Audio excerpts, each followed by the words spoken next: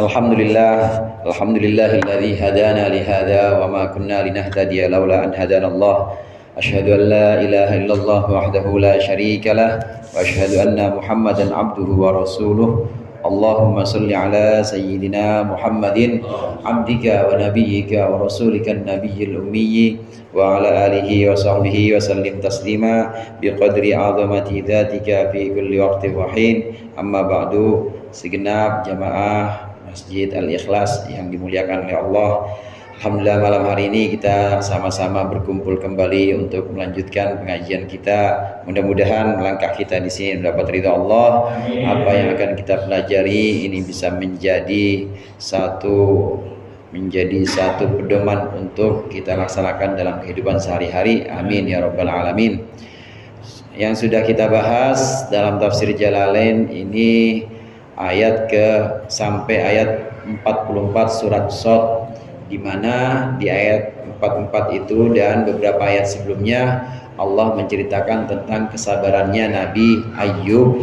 Nabi Ayyub ini adalah nabi yang terkenal kesabarannya. Namun bukan hanya Nabi Ayyub, semua nabi itu pasti sabar. Kayak orang sini kan sabar-sabar semua ya. Semua nabi itu pasti sabar.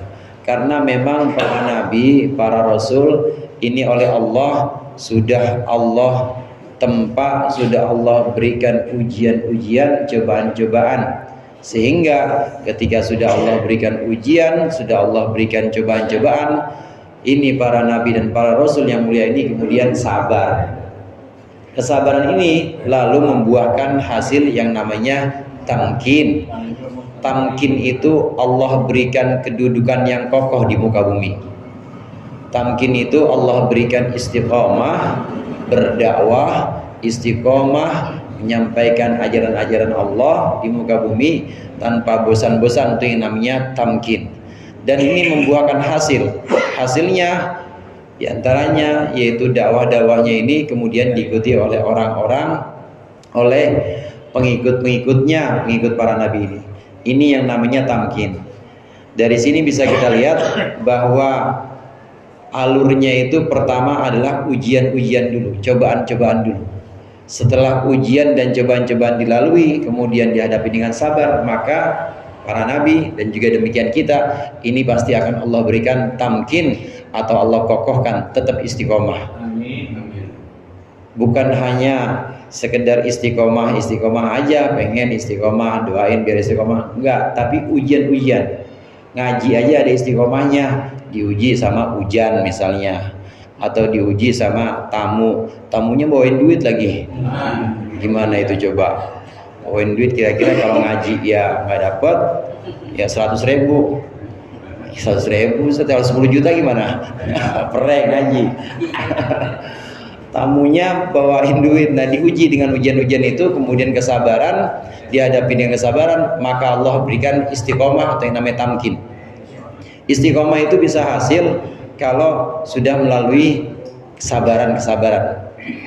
Memang para nabi, para rasul, orang-orang soleh dan juga orang-orang besar, orang-orang yang nanti punya nama, istilahnya orang-orang yang nanti itu mengukir sejarah, namanya itu terukir dalam sejarah. Ini adalah orang-orang yang memang sudah melalui ujian-ujian dan cobaan-cobaan. Sabda Rasulullah sallallahu alaihi wasallam, asyaddun nasi bala'an al-anbiya, tsummal awliya, tsummal amsal fal amsal, atau kama qala Rasulullah sallallahu alaihi wasallam. Orang yang paling berat ujiannya, yang paling berat bala atau cobaannya, itu yang pertama adalah para nabi.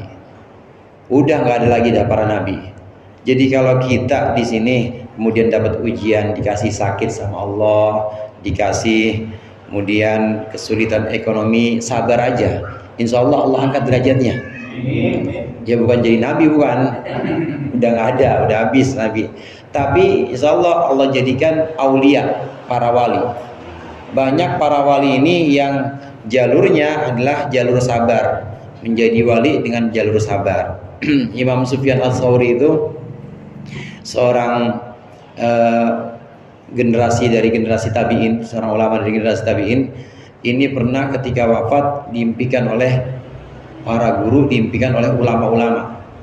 Kemudian Ketika pertanyaan yang pertama dijawab gimana rasanya mati, udah jangan tanya mati. Pokoknya yang namanya mati serem, yang namanya mati sakit.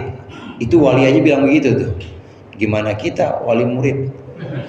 Yang wali Allah aja bilang itu, jangan tanya mati. Yang namanya mati itu pasti benar-benar sulit. Kemudian pertanyaan yang kedua, terus apa yang Allah perbuat terhadapmu wahai Sufyan Ats-Tsauri? Dalam mimpi itu para ulama tanya, dalam mimpi itu tanya kepada Sufyan Ats-Tsauri. Ini udah wafat Sufyan Ats-Tsauri-nya. Kemudian amal apa? Pertanyaan yang kedua, amal apa itu yang paling bermanfaat untuk kita di akhirat? Kata Imam Sufyan Ats-Tsauri, semua amal itu bermanfaat. Sedekah ya bermanfaat, ngaji bermanfaat, sholat bermanfaat, semua puasa bermanfaat. Cuma yang paling, kata Imam Sufyan Ats-Tsauri, yang paling bisa membebaskan aku dari hisab dan ini kemudian membuat aku ini masuk surga tanpa perhitungan, ini adalah kesabaranku ketika Allah mengambil anakku yang aku sayangi.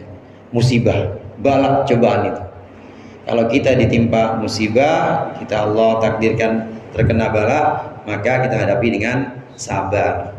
Lagi pula Bapak-bapak hadirin, yang namanya sabar itu pilihan Allah, yang namanya musibah itu pilihan Allah. Sabar pilihan kita. Kita mau jadi orang sabar atau mau jadi orang ngeluh? Jadi orang sabar. Amin insyaallah. Itu pilihan kita, mau ngeluh atau mau sabar. Nah, adapun musibah itu pilihan Allah. Beda sama ibadah. Kalau ibadah, ini dua-duanya pahala nih. Dua-duanya jalur pahala atau dua-duanya peluang untuk dapat pahala. Datang ke masjid, pahala nggak Pak? Pahala. Sholat jamaah, pahala. Ngaji, pahala, semuanya. Itu kan pilihan-pilihan kita. Artinya kita upayakan supaya bisa melakukan ibadah-ibadah, ketaatan-ketaatan. Nah, suatu saat kita nggak bisa datang ke masjid, kemudian nggak bisa juga kita sholat di rumah aja karena sakit. Nah, sakit ini pilihan kita apa pilihan Allah? Pilihan Allah. Kira-kira bagusan pilihan kita apa pilihan Allah? Pilihan Allah. Oleh karena itu, orang yang sabar, meskipun dia, contoh yang tadi ini, orang yang sabar ketika Allah kasih sakit, nggak bisa jamaah, nggak bisa ngaji, itu pahala ngajinya tetap jalan terus. Amin. Tapi jangan bolos besok. Pura-pura sakit jangan. Orang yang kemudian bersabar karena pilihan-pilihan Allah, diberikan bala, diberikan cobaan-cobaan, ini tetap ibadah-ibadah yang dulu dia biasa lakukan, itu tetap Allah catatkan buat dia. Amin. Karena pilihan Allah adalah pilihan yang terbaik. Selain itu, saudara, dalam pilihan-pilihan kita, upaya-upaya kita buat ngaji, upaya-upaya kita buat ibadah, ini bagus, cakep. Tapi di situ masih rentan atau masih mungkin adanya ujub. Oh, gua mah sholat jamaah nggak pernah putus, man. Gua mah sedekah paling banyak. Ada masih rentan atau masih bisa mungkin ada ujub. Tapi kalau orang sakit ada yang ujub nggak? Kagak ada orang yang sakit ujub. Orang miskin utang banyak, kejar-kejar debt kolektor, nggak ada yang ujub pasti merendah. Ya Allah, tolong angkat saya, pasti merendah. Oleh karenanya musibah atau bala ini adalah jalan atau satu cara Allah untuk memberikan pahala kepada hamba-hambanya. Bukan hanya sekedar memberikan pahala, bahkan mengangkat derajatnya hamba-hambanya. Saya ulangi lagi tadi. Jadi yang paling orang yang paling berat balanya, musibahnya, cobaan-cobaannya itu adalah para nabi. Kemudian para wali, kemudian orang-orang besar, orang-orang yang memang Allah takdirkan sebagai orang yang punya catatan sejarah, pasti diuji dan dicoba. Imam Habib Abdullah bin Alwi Al-Haddad itu beliau buta dari kecil. Kemudian Syekh Abdul Hasan Asy-Syadzili ini juga buta di akhir hayatnya. Itu ujian-ujian yang seperti itu, tapi tetap bersabar dan itulah ladang pahala sebenarnya. Para nabi yang Allah sebutkan ceritanya kemarin dalam ayat 44 dan juga ayat-ayat sebelumnya, ini adalah orang-orang yang sudah melalui ujian-ujian, melalui cobaan-cobaan sehingga Allah angkat derajatnya. Kemudian yang berikut ini di ayat 45 surat Shad, Allah menyebutkan banyak beberapa nabi, nanti akan kita Kita simak sama-sama di sini yang Allah sebutkan dalam beberapa ayat yang ke belakang ini di surat Shad ini. Jumlah nabi ada 124.000. Kemudian yang rasul itu ada 315. Yang disebutkan Al-Qur'an itu ada 25. Termasuk yang disebutkan di Al-Quran itu kemarin Nabi Ayub yang ada ceritanya. Ada juga yang hanya sekedar disebutkan saja, tapi ceritanya di Al-Quran tidak diceritakan panjang lebar, tapi diceritakan biasanya oleh Rasulullah. Kalau Nabi Ayub ada ceritanya, Nabi Musa banyak, paling banyak Nabi Musa ceritanya. Kemudian Nabi Ibrahim banyak. Ada juga yang sekedar disebutkan namanya, tapi tidak ada ceritanya dalam Al-Quran, tapi dalam hadis atau dalam riwayat yang disampaikan oleh Rasulullah sallallahu alaihi wasallam. Qala Allah Ta'ala wa huwa asdaqul qailin. Wadhkur ibadana Ibrahim wa Ishaq wa Yaqub ulil aidi wal absar. Inna akhlasnahum bi khalisatin dzikrad dar. Wa innahum indana laminal mustafainal akhyar. Laminal mustafainal akhyar. Wadhkur, dan ingatlah ibadana, hamba-hamba kami. Siapa? Ibrahim, Nabi Ibrahim, wa Ishaq, Nabi Ishaq, wa Yaqub, dan Nabi Yaqub. Ulil aidi, yang memiliki kekuatan-kekuatan, ashabil quwa, maksudnya memiliki kekuatan fil ibadati, dalam ibadahnya, wal absari, dan memiliki mata hati, maksudnya ayil basair, yaitu penglihatan hati, fid dini, dalam agama. Wa fi qiraatin, dan dalam satu qiraah ini dibaca abdana, wadhkur abdana Ibrahim, ada juga yang baca abdana. Kalau di mushaf kita biasanya ibadana, wadhkur ibadana Ibrahim, boleh juga wadhkur abdana Ibrahim. Ini masalah qiraah. Bayanun lahu, ini sebagai penjelasan bagi abdina Ibrahim, sebagai bayan, tarkibnya jadi bayan. Wa ma ba'dahu atfun ala abdina, sedangkan kata-kata sesudahnya itu menjadi atop atas abdina. Ingatlah hamba-hambaku, yaitu Ibrahim, Ishak, Yakub, yang memiliki kekuatan, yang memiliki tamkin atau istiqomah dalam ibadah, dan juga memiliki pengetahuan hati, artinya tentang ilmu-ilmu agama. Allah sebutkan di sini para nabi dengan predikat abdun, dengan predikat hamba.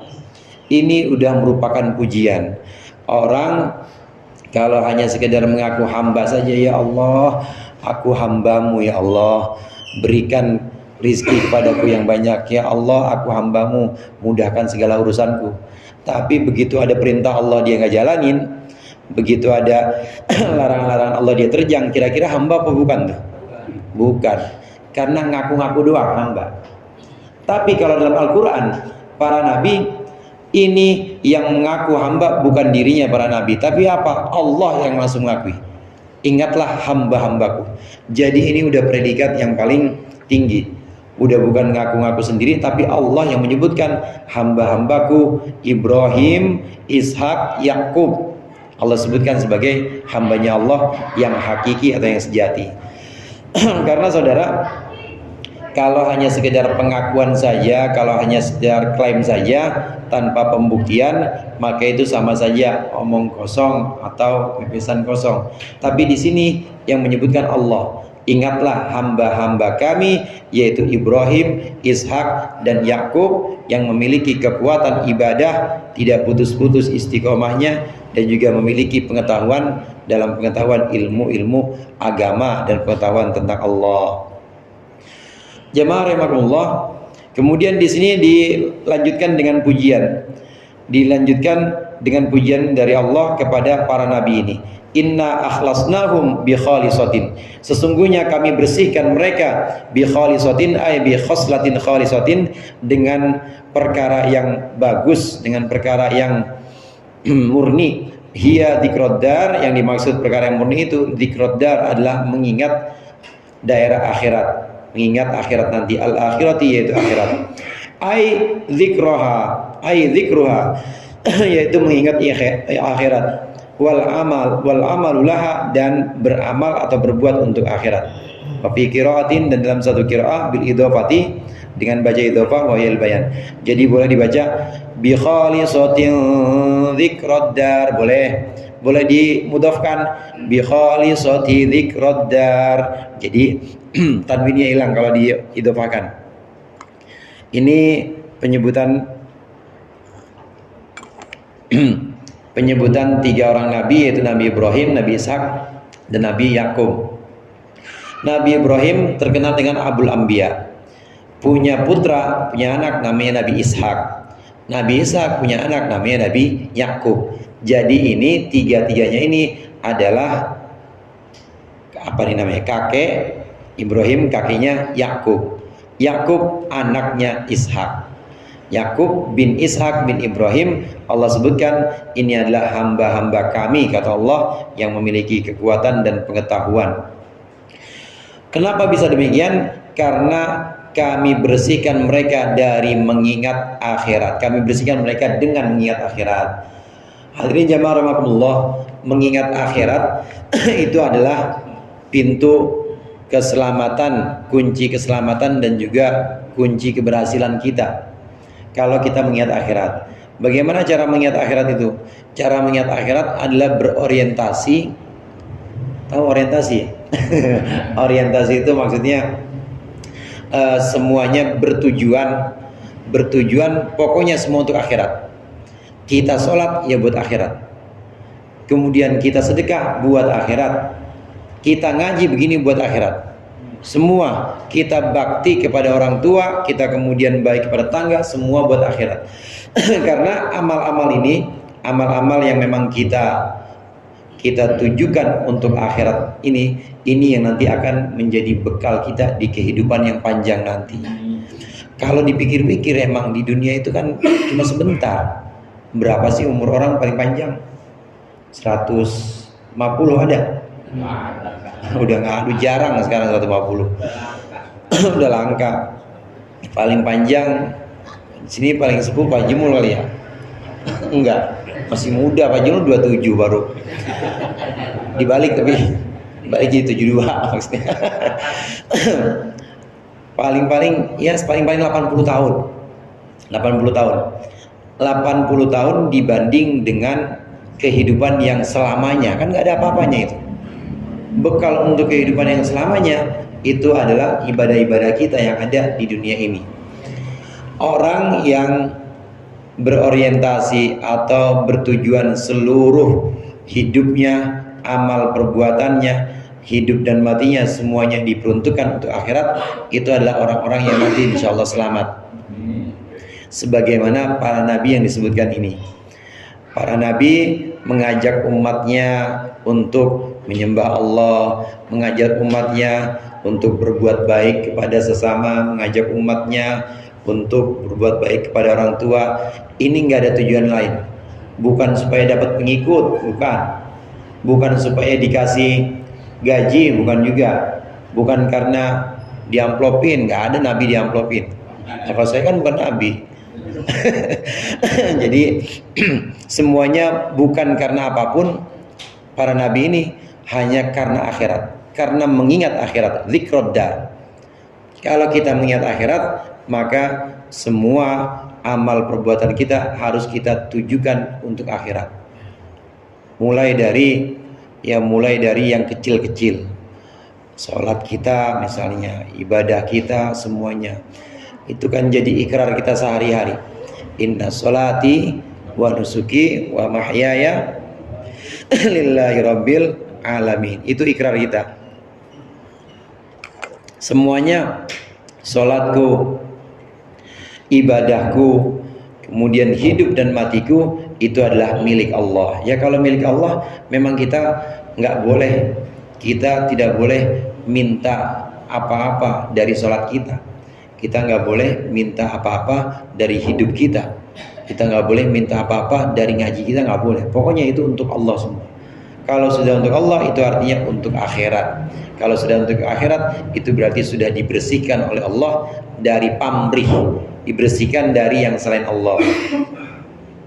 Inilah yang menyebabkan derajat orang-orang soleh, para nabi ini kemudian tinggi dibanding orang-orang pada umumnya, karena memang tidak ada pamrih apa-apa. Cirinya para nabi itu, Bapak-bapak, Cirinya para nabi itu tidak pernah wa ma as'alukum min ajrin in ajriya illa 'ala Allah. Para nabi pasti menyebutkan itu. Saya nggak minta upah saya hanya dari Allah aja. Nggak pernah minta upah apa-apa, nggak pernah minta balasan apa-apa, bahkan nggak pernah juga minta banyak pengikutnya, nggak pernah. Maka ada yang pengikutnya cuma 3 orang, kayak Nabi Ayub cuma 3 orang, ya sama keluarganya, anak-anaknya itu iman semua, kemudian istrinya juga iman, dan 3 orang. Nah ini yang semuanya kabur semua. 3 orang udah cuma 3 orang kabur lagi. Kaburnya karena Nabi Ayub itu kena penyakit. Penyakit yang kalau dekat aja itu bau minta ampun, maka semuanya kabur, minggat 3 orang ini. Tetap iman tapi nggak mau dekat sama Nabi Ayub. Ini dakwahnya para nabi, tetap istiqomah, tetap kuat karena mengingat akhirat, bukan mengingat dunia. Dunia apa sih, paling cuma berapa tahun, tapi mengingat akhirat. Wa innahum indana la minal mustafainal akhyar, dan sesungguhnya mereka hamba-hamba kami yang disebutkan tadi di sisi kami la minal mustafaini, sungguh termasuk orang-orang yang dipilih, al mukhtarina, orang-orang yang dipilih, al akhyar, yang baik-baik. Akhyar itu jam'u khairin, jamaknya khair bitasydid, dengan tasydid. Maaf, khayyirin pakai tasydid, bukan khair tapi khayyirin. Khayyir jamaknya akhyar. Khayyir itu artinya orang baik. Kalau khair artinya kebaikan. Ada misalnya namanya Khairuddin, ada Khairuddin Unggul. Khairuddin ada misalnya nama lagi Khairul Anwar, itu artinya kebaikan. Khairul taqwa, ini khayyir pakai tasydid berharakat kasrah, artinya orang baik, jamaknya akhyar. Hamba-hamba kami ini semuanya, hamba-hamba kami ini adalah hamba-hamba, sungguh hamba-hamba yang terpilih dan orang-orang baik semuanya. Baiknya bukan hanya sekedar baik, tapi sudah melalui seleksi dan pilihan-pilihan. Kalau baik sekedar baik itu namanya bar, orang yang baik, jamaknya abror. Tapi kalau ini khayyir, akhyar, ini sudah melalui pilihan demi pilihan, udah diseleksi, maka jadilah itu para nabi, orang-orang yang memang baiknya sudah sesuai, sudah terpilih, sudah diseleksi oleh Allah. Hadirin jamaah rahimakumullah, di Al-Quran banyak pujian-pujian Allah kepada para nabi. Mulai dari penyebutan hamba tadi, kemudian disebutkan di sini wa innahum indana laminal mustafainal akhyar. Disebutkan oleh Allah, mereka itu adalah orang-orang yang memang dipilih dan orang-orang yang baik yang sudah terseleksi. Ini adalah pujian dari yang qadim, ya, dari yang qadim kepada yang hadis. Pujian itu ada 4 macam.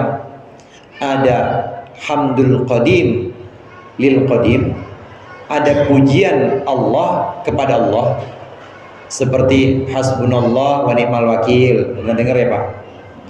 Hasbunallah wa ni'mal wakil itu maksudnya sebaik-baiknya. Hasbunallah wa ni'mal wakil itu artinya Allah adalah sebaik-baiknya, wa ni'mal maula, ni'mal maula wa ni'man nasir, bukan hasbunallahnya. Ni'mal maula wa ni'man nasir di Al-Quran. Allah itu sebaik-baiknya penguasa dan sebaik-baiknya penolong. Itu adalah pujian dari Allah untuk Allah. Ini pujian pertama, hamdul qadim lil qadim. Kemudian jenis pujian yang kedua ada hamdul qadim lil hadith, pujian dari yang qadim, dari yang dahulu kepada yang baru. Pujian dari Allah maksudnya kepada makhluk. Ini sebagaimana Allah memuji para nabi ini. Pujian dari Allah kepada para makhluk. Di ayat surat Nun itu Allah memuji Nabi Muhammad, wa innaka la'ala khuluqin adzim. Sungguh engkau Muhammad itu ada pada akhlak yang sangat mulia. Ini Allah memuji Nabi. Namanya pujian dari Allah kepada makhluk. Hamdul qadim lil hadith. Kemudian jenis yang ketiga, ada pujian dari makhluk kepada Allah. Hamdul hadith lil qadim. Pujian makhluk kepada Allah, sebagaimana kita muji Allah, alhamdulillah sehat, itu kita muji Allah. Kemudian kita baca subhanallah subhanallah subhanallah, itu kita muji Allah. Namanya pujian kita makhluk kepada Allah. Kemudian yang keempat, ada hamdul hadith lil hadith. Pujian dari makhluk kepada makhluk. Sebagaimana Sayyidina Abu Bakar pernah dipuji oleh Rasulullah SAW. Kata Rasulullah, tidak ada satu laki pun yang lebih mulia dibanding Abu Bakar. Selama matahari masih terbit dan terbenam, maka tidak ada satu laki pun yang lebih mulia dibanding Abu Bakar. Ini namanya pujian dari makhluk kepada makhluk.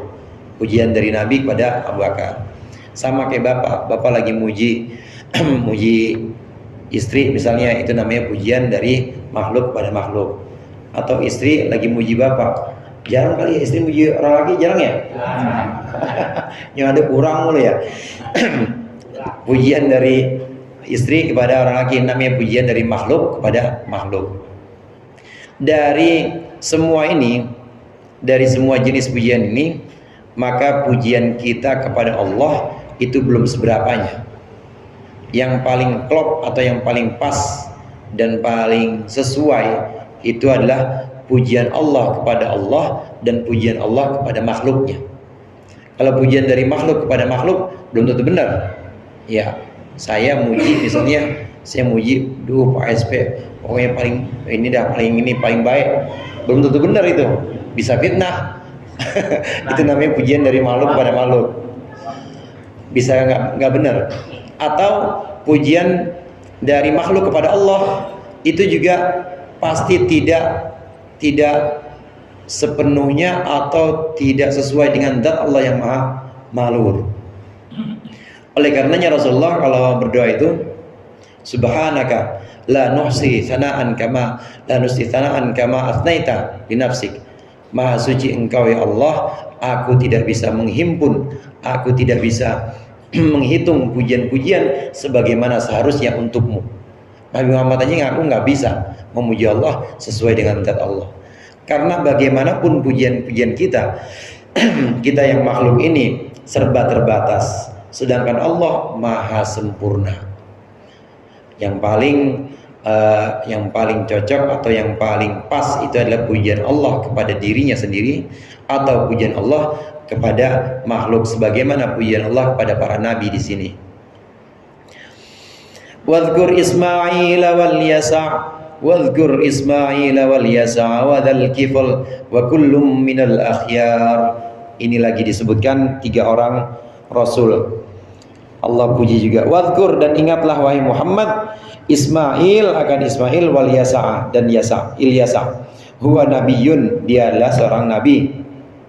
Wal lamu zaidatun, dan lamnya adalah zaidah. Wa dzal kifl, dan Dzulkifli. Ya, Dzulkifl ukhtulifa fi nubuwatihi, diperselisihkan dalam kenabiannya. Kila, dikatakan bahwa Dzulkifli itu kafala mi'ata nabiyyin farru ilaihi, menanggung atau menjamin 100 nabi yang berlindung ilaihi kepadanya, minal qatli, dari pembunuhan. Wa kullun, dan semuanya, ay kulluhum, semuanya yang disebutkan tadi, Ismail, Ilyasa dan Dzulkifl, itu minal akhyar, termasuk orang-orang baik. Ay jam'u khayrin bitaftil, yaitu jamannya khair dengan tasdid, jadi bukan khair tapi khair. Ini udah mengulangi yang tadi juga. Kemudian Allah sebutkan, Allah perintahkan kita ingatlah Ismail. Ismail ini bin Ibrahim. Ismail bin Ibrahim. Tadi Ishak bin Ibrahim, sama. Nabi Ibrahim itu punya anak 3. Yang pertama yaitu Nabi Ismail, kemudian Nabi Ishak, dan satu lagi Madian. Madian ini yang nanti menurunkan Nabi Syuaib. Dari Nabi Ishak kemudian punya anak namanya Nabi Yakub. Nabi Yakub ini yang nanti nama lainnya Israel. Maka disebut dengan Bani Israel, itu Bani Yakub, keturunan Yakub. Di sini disebutkan oleh Allah Nabi Ismail. Kalau di ayat sebelumnya itu disebutkan ibadana Ibrahim wa Ishak wa Yakub, ini satu jalur. Nah, kemudian di sini disebutkan jalur lain yaitu Nabi Ismail bin Ibrahim. Kemudian Nabi Ilyasa. Nabi Ilyasa, ingatlah kepada Nabi Ilyasa. Syekh Jalaluddin di sini, Syekh Jalaluddin As-Suyuti atau Jalaluddin Al-Mahalli, pengarang Jalalain ini menyebutkan Nabi Ilyas. Nabi Ilyas di sini disebutkan di tafsiran di sini adalah seorang nabiyun, huwa termasuk nabi. Sebagaimana kita ketahui bahwa apa? Ada rasul, ada nabi. Rasul itu laki-laki merdeka yang menerima wahyu dan punya kewajiban menyampaikan kepada umatnya. Kalau nabi laki-laki merdeka yang punya wahyu, yang menerima wahyu dan tidak berkewajiban menyampaikan kepada umatnya. Bedanya itu. Bedanya adalah tabligh. Dia menyampaikan. Kalau Rasul wajib menyampaikan, tapi kalau Nabi untuk dirinya sendiri nggak wajib menyampaikan. Kesamaannya pasti laki-laki. Jadi nggak ada Nabi perempuan. Kesamaannya juga pasti merdeka. Zaman dulu itu kan Bapak, sebagaimana kita ketahui juga, itu kan masih banyak perbudakan. Itu pada masa Rasulullah aja itu ada sebagian sahabat yang asalnya budak seperti Bilal misalnya. Kemudian Wahsy itu juga budak. Walaupun akhirnya diperdekakan. Nah, para nabi tidak mungkin dari golongan budak. Pasti dia orang merdeka. Laki-laki merdeka. Imam Jalalain di sini menyebutkan bahwa Nabi Ilyasa di sini adalah nabiyun, adalah seorang nabi. Nabi Ilyasa memang tidak disebutkan ceritanya dalam Al-Quran secara panjang lebar, tapi disebutkan nasabnya dalam Hasyiah As-Sawi, yaitu kitab yang menjabarkan kembali kitab Jalalain ini, tafsir lain. Nama Nabi Ilyasa itu nama aslinya adalah Ukhtub bin Ajuz. Nama aslinya Ilyasa adalah Ukhtub bin Ajuz. Ilyasa ini Allah utus, Allah angkat untuk Bani Israel. Jadi termasuk Nabi Bani Israel. Bani Israel itu keturunannya Nabi Yakub. Nabi Ilyasa. Memang Allah angkat Nabi Ilyasa yang nama aslinya Ukhtub bin Ajuz untuk memimpin Bani Israel. Kemudian di situ Allah sebutkan Nabi Dzulkifl atau Dzulkifli. Nabi Dzulkifli ini, saudara-saudara, yang dijelaskan oleh Imam Jalalain, kenapa disebut namanya Dzulkifli? Dzulkifl atau Dzulkifli artinya orang yang punya jaminan. Kafalah itu kan jaminan. Apa kalau di sini kafalah selain jaminan? Apa? Ada kan kafalah. Kafalah itu iya jaminan atau gadaian ya, digadai, pokoknya jaminan lah, semacam jaminan. Dzulkifli atau Dzulkifl itu artinya orang yang punya jaminan. Kenapa disebutkan Nabi ini sebagai Nabi Dzulkifl? Karena dialah yang menjamin 100 orang Nabi saat itu yang lari dari percobaan pembunuhan. Ada 100 Nabi dikejar-kejar sama orang-orang kafir, kemudian yang menjamin dan yang menyelamatkan adalah Nabi Dzulkifl ini. Maka disebut dengan Dzulkifli atau orang yang punya jaminan. Ini satu pendapat yang memang dipegang oleh Imam Jalalain. Namun ada yang mengatakan bukan itu maksudnya. Yang dimaksud dengan Dzulkifl punya jaminan karena dia janji dan dia kepada Allah dia membuat satu jaminan bahwa saya akan terus ibadah malam dan akan terus puasa siangnya. Orang sini gitu semua ya? Iya. Yang mana coba? Malam terus ibadah, siang terus puasa. Itu jaminannya. Dia memberikan jaminan itu. Memang terus dilakukan ibadah-ibadah siang dan malam oleh Nabi Dzulkifli ini. Maka terkenal dengan nama Dzulkifl. Nama aslinya adalah Bishri atau Bishr. Bishr bin Ayyub. Jadi ini adalah anaknya Nabi Ayub. Kalau di Al-Quran sebutannya Dzulkifli atau Dzulkifl. Dzulkifli itu anaknya Nabi Ayub. Kenapa disebut Dzulkifl? Karena dia punya jaminan, menurut satu pendapat punya jaminan dia akan menjamin terus ibadah dan terus puasa di siang harinya. Bukan hanya sekedar itu, bahkan dia menjamin bahwa dia tidak akan pernah marah kepada manusia. Dakwah pada manusia, mengajak menuju Allah, dia tidak akan pernah marah. Maka disebut dengan Dzulkifl. Ini adalah laqab atau julukan untuk Bishr bin Ayyub, seorang anaknya Nabi Ayyub yang kemudian Allah angkat menjadi nabi. Dzulkifl. Lalu kemudian Allah puji lagi di sini. Sesungguhnya mereka itu para nabi yang disebutkan tadi, Ismail, Ilyasa, dan Dzulkifl, ini adalah orang-orang yang terpilih, orang-orang baik semuanya melalui proses pilihan. Hadza dzikru wa inna lil muttaqina la husna ma'ab. Sesungguhnya ini adalah sebuah peringatan lahum, kepada mereka, pengingat kepada mereka, bithana'il jamil, dengan pujian yang indah huna di sini. Wa inna lil muttaqina, dan sungguh untuk orang-orang yang bertakwa, asyamilina lahum, yang mencakup para nabi itu, la husna ma'ab, sungguh ada sebaik-baiknya tempat kembali. Marja'in, yaitu tempat kembali fil akhirati, di akhirat. Apa tempat kembali yang dimaksud? Jannati adnin mufattahatan lahumul abwab, yaitu surga-surga Aden. Ini sebagai badal tarkibnya au atfi bayan li husni ma'ab. Dalam nahwu itu ada namanya tarkib badal. Mufattahatan, surga itu yang dibuka, lahum untuk mereka, apa labwabu, pintu-pintunya, kulluha, seluruhnya. Muttaqiina, semuanya bersandaran fiha, di dalam surga, alal araiki, di atas ranjang-ranjang atau sofa-sofa. Yad'una fiha bifakihatin katsirah, yud'auna fiha bifakihatin katsirati wa syarab. Mereka di sana diberikan buah-buahan yang banyak dan juga minuman-minuman. Ini pujian Allah kepada para nabi, kemudian dilanjutkan dengan balasan yang sangat besar untuk para nabi itu. Allah sebutkan wa inna lil muttaqina la husna ma'ab. Allah sebutkan di sini bukan wa inna lahum. Sungguh untuk mereka itu ada sebaik-baiknya tempat kembali, yaitu surga. Allah tidak menyebutkan untuk mereka, tapi wa inna lil muttaqina, sungguh untuk orang-orang muttaqin itu ada tempat kembali yang paling baik, yaitu surga. Artinya saudara, tidak menutup kemungkinan kita termasuk orang muttaqin. Masih ada kesempatan.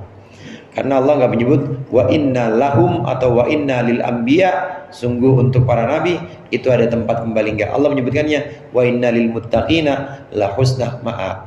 Asal kita mengikuti ajaran para nabi, terutama mengikuti ajaran Nabi Muhammad, maka insya Allah kita termasuk orang muttaqin. Amin. Kalau kita termasuk orang muttaqin, maka kita tempat kembali kita nanti adalah surga. Amin. Surga yang di sana banyak kenikmatan-kenikmatan, diantaranya yaitu buah-buahan dan minuman-minuman yang sangat dan minuman-minuman yang merupakan pemberian dari Allah. Ini ada lagi di sini. Wa indahum qasiratut tarfi atrab, dan di sisi mereka, di sisi orang-orang bertakwa, qasiratut tarfi, ada perempuan-perempuan yang menundukkan pandangannya, habisatul aini, maksudnya orang yang menundukkan pandangannya, ala azwajihinna, atas suami-suaminya. Atrab yang seumur, atrab itu yang sepadan, sebaya. Asnanuhunna wahidah, maksudnya umur-umur mereka itu satu. Wahiyya banatu talatin wa talatina, yaitu perempuan-perempuan umur 33, kira-kira 33 tahun. Jam'u turbin adalah jam'iyatun. Untuk orang-orang bertakwa, selain Allah sajikan hidangan-hidangan, minuman-minuman, dan juga tempat tinggal seperti dipan, sofa di sana. Itu juga Allah janjikan untuk orang-orang muttaqin, itu bidadari-bidadari yang ibaratnya di sini qasiratut tarf, yaitu perempuan-perempuan yang menundukkan pandangannya kepada suami-suaminya.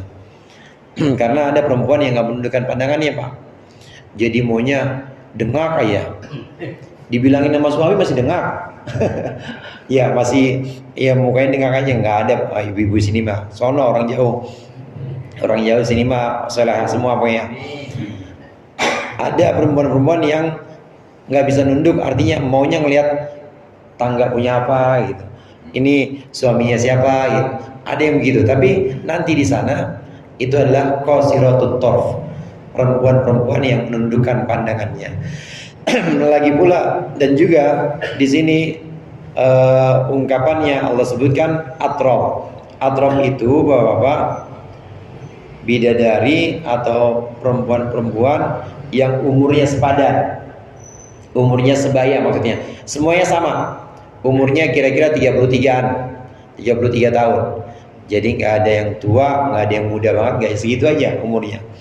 Ini bidadari-bidadari yang ada di surga, janji untuk orang-orang muttaqin. Nah, kemudian atrof di sini juga disebutkan itu tadi, orang perempuan-perempuan yang usianya itu sepadan. Kan kadang-kadang kalau di sini ada laki-laki punya istri, istrinya 4 misalnya, ada. Amin. Istrinya 4 misalnya, pasti yang 4 itu pasti beda usianya. Ya istri tua ya tuaan, ya istri tua 50 dah, ya, suaminya 55. Istri yang kedua ya kira-kira berapa tuh? Istri yang kedua yang mungkin lebih muda lagi, 30-an. Kemudian istri yang ketiga yang mungkin 25 dah. Istri yang keempat baru lulus SMA kemarin. Itu namanya nggak atrof, artinya nggak sebaya. Tapi di sana nggak situ, dan semuanya itu ya semuanya itu kelihatan indah dan cantik walaupun tipenya berbeda. Itu gambaran tentang perempuan-perempuan di surga. Wa indahum qasiratut tarfi atraf. Dalam riwayat lain, Syekh Ahmad Shawi ini juga menyampaikan satu hadis, secantik-cantiknya bidadari di surga itu tetap lebih cantik istri kita nanti di surga. Yang belum punya istri gimana nih? Jadi di sana jadi ini, jadi berondong. Secantik apapun bidadari surga, tetap lebih cantik istri kita nanti di sana. Artinya istri kita nanti di sana lebih dibuat cantik lagi. Nggak kayak sekarang. Sekarang kan yang mana daster bolong, bau bawang ya, apa aja deh pokoknya. Kalau enggak di sana tuh pokoknya oleh Allah di makeover, didandanin. Ini ganjaran untuk orang-orang muttaqin. Hada ma tu'adun, hada ayil madkur, yang disebutkan ini ma tu'aduna bil ghaibah liyaumil hisab. Itu adalah sesuatu yang dijanjikan, yang kalian dijanjikan bil ghaibi bil ghaibati wa bil khitabi iltifatan, yaitu dengan gaib dan dengan pembicaraan iltifatan, dengan berpaling liyaumil hisab. Ini semua adalah untuk hari pembalasan nanti. Aili ajlihi, adalah untuk hari pembalasan. Inna hadza la rizquna ma lahu min nafad. Sesungguhnya ini adalah rizki kami, ma lahu min nafad. Tidak ada bagi rizki kami itu kesudahan atau penghabisan. Inkitaun atau inkitaun, terputus. Wal jumlatu halun min rizkina au khabarun tanin. Ini nahunya, ini jumlah sebagai hal. Dan khabar yang kedua lianna untuk inna di sini. Aida iman au daim. Allah sebutkan semua kenikmatan-kenikmatan itu, Allah sebutkan itu adalah di hari pembalasan atau di hari akhirat nanti, dan itu bagian dari pemberianku. Allah ingatkan malahu min nafad, pemberianku itu tidak akan pernah habis, kata Allah.